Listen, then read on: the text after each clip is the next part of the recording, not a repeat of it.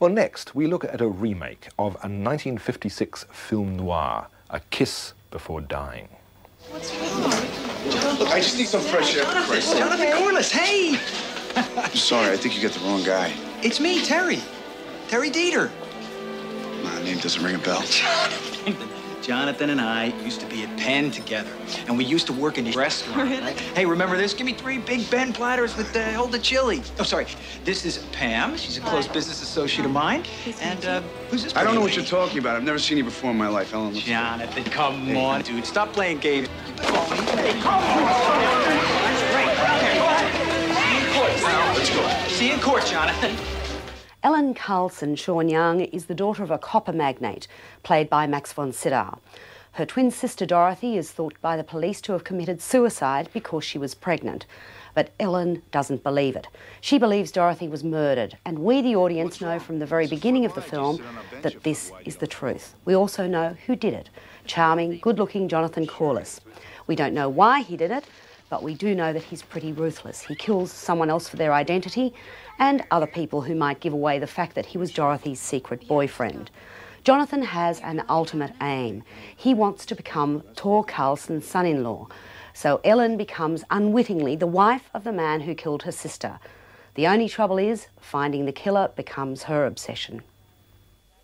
My name was in her diary on the exact same day she disappeared, with my telephone number, like she was going to call me. But she didn't call you, did she? Maybe she found out something about Dory, though. Ellen, we know who killed Dory. It was that guy who hanged himself. What was his name? What if he didn't hang himself? What if he wasn't the one that killed her? Babe, you're gonna drive yourself crazy if you keep going on like this. You keep going around in circles. You gotta bury the dead and let them be. Yeah, but if I'm right, the killer is still out there, and he killed Tommy Roussel and then Patricia Farron. If it's gonna make you feel any better, pick up the phone and call the Philadelphia Police Department. You know that's a waste of Jesus time. Christ, when are you gonna stop? I'm sick and tired of listening to your neurotic fantasies. For Christ's sake, grow up! Well, James Dearden wrote and directed this version of A Kiss Before Dying. He'd had great success as a screenwriter with Fatal Attraction, less success as a director of Pascali's Island. His work on this film is fine, except for the fact that he's tempted to scatter Hitchcockian allusions throughout, and he's not really a Hitchcock.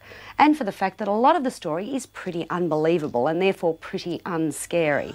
Sean Young, who plays both sisters, is a performer that I like very much on screen. She's very beautiful and she has a nice restraint about her work. Matt Dillon's okay, but suffers from a lack of believable motivation in this particular role. He was better in Drugstore Cowboy, I think. I wonder whether this film was the right one to remake. What do you think, David? Well, it's a hard film to make because I don't know whether you read the Ira Levin novel on which it's based. No, I haven't read that. The book is unfilmable because it's structured in such a way that you couldn't possibly make a film of it. They tried in the mid-50s. Gert Oswald directed a film, which I think was Joanne Woodward's first film, actually. She played the sister murdered at the beginning. I think this is a very creditable remake. In fact, I liked it quite a lot more than you did because I think it is believable. I think it's quite relentlessly believable. And I think Matt Dillon is very good as the murderer, who has his motives very clearly. What are they, David?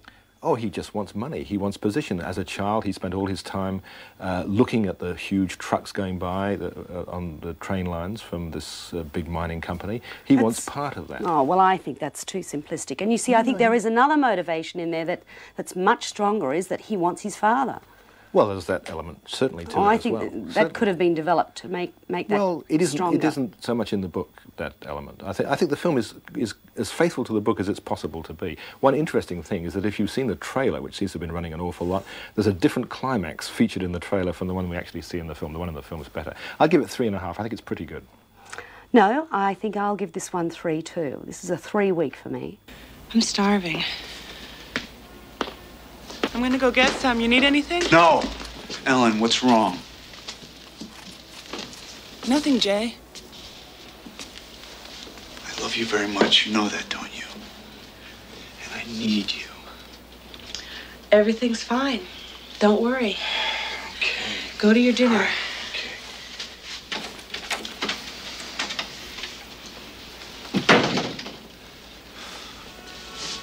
Hi, you reached Dan Corelli. I'm out of town for a few days, so please leave your message and I'll get back to you. Otherwise, call my office at 555-2929. Thank you. Dan, this is Ellen. I need you back on the case. I think I know who killed my sister.